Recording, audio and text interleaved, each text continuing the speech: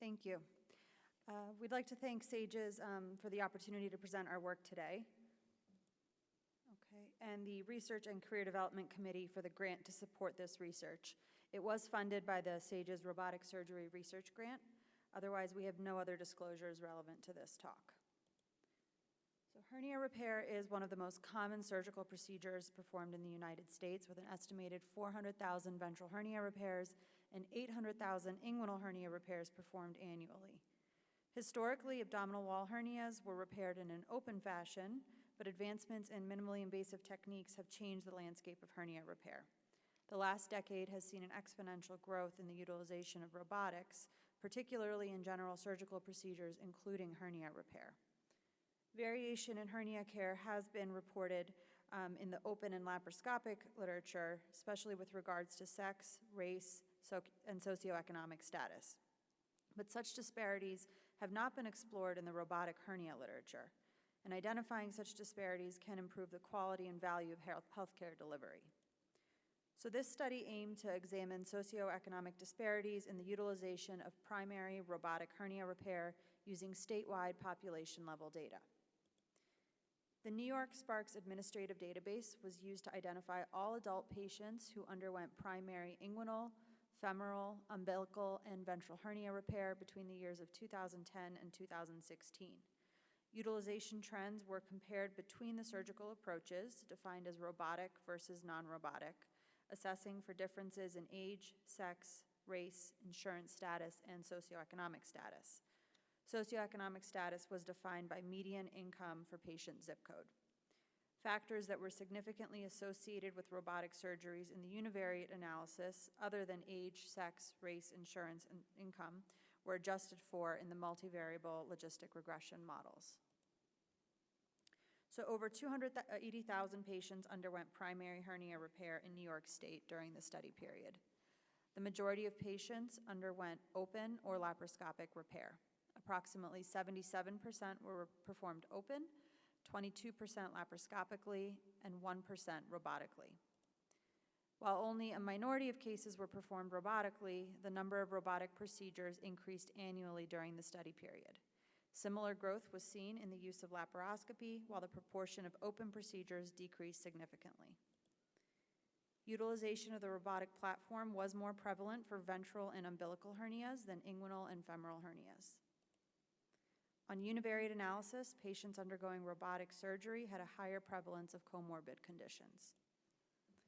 So after adjusting for confounding variables, age, sex, race, income, insurance type, and hospital type were all significantly associated with surgical approach. Patients with senior age, male sex, and non-Hispanic race were significantly more likely to undergo robotic surgery. There were no significant differences in robot utilization amongst patients who identified as Black versus white. With regards to economic status, income significantly correlated with robotic repair, such that every $10,000 increase in income increased the odds of having robotic repair by 6%. Additionally, patients with commercial insurance were more likely to undergo robotic repair compared to those with Medicare or Medicaid. And finally, academic facilities were also significantly associated with a higher likelihood of performing robotic hernia repair.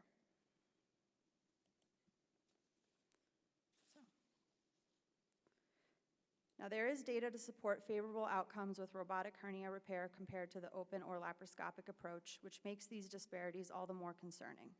We had previously used this database to report on the outcomes of robotic compared to non-robotic inguinal hernia repair and found the robotic approach to have comparable to superior 30-day outcomes. Altieri et al. Had also published the largest series on robotic ventral hernia repair to date and found robotic repair to have significantly shorter length of stay and lower complications compared to a laparoscopic repair. Similar disparities have been reported in the colorectal, gynecologic, and urologic literature, and there has been some data to show that these socioeconomic disparities are not solely related to geographic proximity and access to hospitals with robotic platforms, particularly as the number of hospitals with robot access increases. Other biases may be at play limiting utilization of the robotic platform on minority and underrepresented and underprivileged populations. Unfortunately, most studies utilize large databases, which limit the ability to assess more granular data that can affect clinical decision-making. So there are inherent limitations to our study, which are worth noting. Our data set does not account for factors which could have impacted surgical approach, such as hernia size, hernia complexity, or patient preference. Surgeon training and experience is also not a variable that is tracked by the database. This can certainly lead to selection bias and impact the decision for a robotic versus a non-robotic repair. Finally, the use of an administrative database does rely on proper coding, which is subject to potential clerical errors. So our study showed that there are significant socioeconomic disparities in the utilization of robotic compared to non-robotic hernia repair. Patients with younger age, female sex, Hispanic race, lower income, and public health insurance were significantly less likely to undergo robotic compared to non-robotic hernia repair. And while the robotic approach is overall increasing in popularity, adoption of new technology should not be limited to specific socioeconomic cohorts of the population. Recognizing these disparities is a necessary first step in providing equal and consistent care. So thank you, and I'd be happy to take any questions.